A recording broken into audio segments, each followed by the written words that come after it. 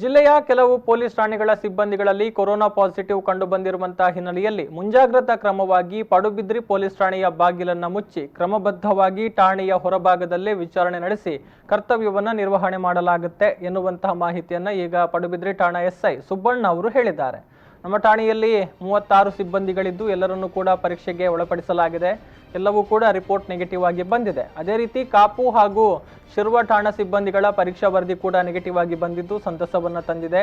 ಬಹಳ ಕೆಲಸದ ಒತ್ತಡ ಇರುವಂತಹ ಪಡುಬಿದ್ರಿ ಪೊಲೀಸ್ ಠಾಣೆಯ ಸಿಬ್ಬಂದಿಗಳ ಹಾಗೂ ಸಾರ್ವಜನಿಕರ ಆರೋಗ್ಯದ ಹಿತದೃಷ್ಟಿಯಿಂದ ಈ ನಿರ್ಣಯವನ್ನ ಮೇಲಧಿಕಾರಿಗಳ ಸೂಚನೆಯಂತೆ ಕೈಗೊಳ್ಳಲಾಗಿದೆ ಎನ್ನುವಂತಹ ಮಾಹಿತಿಯನ್ನು ಕೂಡ ಕೊಡಲಾಗಿದೆ. ಇನ್ನು ಮುಂದಿನ ದಿನಗಳಲ್ಲಿ ಹಗಲು ಹೊತ್ತು ಮುಂಜಾನೆ 8 ಗಂಟೆಯಿಂದ ರಾತ್ರಿ 8 ಗಂಟೆಯವರೆಗೆ ಉಡುಪಿ ಜಿಲ್ಲೆಗೆ ಆಗಮಿಸುವಂತಹ ವಾಹನಗಳಿಗೆ ಗಡಿ ಭಾಗದಲ್ಲಿ ಯಾವುದೇ ರೀತಿಯ ತಪಾಸಣೆಗಳು ಇರೋದಿಲ್ಲ.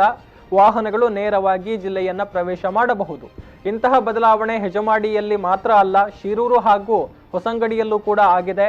ಅಂತರ್ರಾಜ್ಯದಿಂದ ಜಿಲ್ಲೆಗೆ ಪ್ರವೇಶ ಮಾಡುವಂತವರು ರಾಜ್ಯದ ಗಡಿ ಭಾಗದಲ್ಲಿ ಯಾವುದೇ ರೀತಿ ಮಾಹಿತಿ ನೀಡಿದಂತೆ ನೇರವಾಗಿ ತಾಲೂಕು ಕ್ವಾರಂಟೈನ್ ಸೆಂಟರ್ಗಳಿಗೆ ಹೋಗಿ ಮಾಹಿತಿಯನ್ನ ಕೊಡಬೇಕು ಅನ್ನುವಂತಹ ಮಾಹಿತಿಯನ್ನ ಕಾಪು ಸರ್ಕಲ್ ಇನ್ಸ್ಪೆಕ್ಟರ್ ಮಹೇಶ್ ಪ್ರಸಾದ್ ಅವರು ಕೂಡ ಕೊಟ್ಟಿದ್ದಾರೆ. ಈ ಮೂಲಕ ನಾವು ಗಮನಿಸಬಹುದು, ಅಂದ್ರೆ ಇತರ ಜಿಲ್ಲೆಗಳಿಂದ ಉಡುಪಿ ಜಿಲ್ಲೆಗೆ ಬರುವಂತವರಿಗೆ ಗಡಿ ಭಾಗದಲ್ಲಿ ತಪಾಸಣೆಗಳಾಗ್ತಾ ಇತ್ತು. ಆ ತಪಾಸಣೆಗಳು ಇರೋದಿಲ್ಲ. ಇನ್ನು ಕ್ವಾರಂಟೈನ್ಗೆ ಒಳಪಡುವಂತಹ ನಿಬಂಧನೆಗಳಿರುವಂತವರು ನೇರವಾಗಿ ಕ್ವಾರಂಟೈನ್ ಸೆಂಟರ್ಗಳಿಗೆ ಹೋಗಿ ಅಲ್ಲಿ ತಮ್ಮ ಮಾಹಿತಿಗಳನ್ನ ಕೊಡಬೇಕು. ಅಲ್ಲಿ ಅವರ ತಪಾಸಣೆಗಳಾಗುತ್ತೆ ಎನ್ನುವಂತಹ ಮಾಹಿತಿಯನ್ನ ಈಗ ಪೊಲೀಸ್ ಇಲಾಖೆ ಕೊಟ್ಟಿದೆ.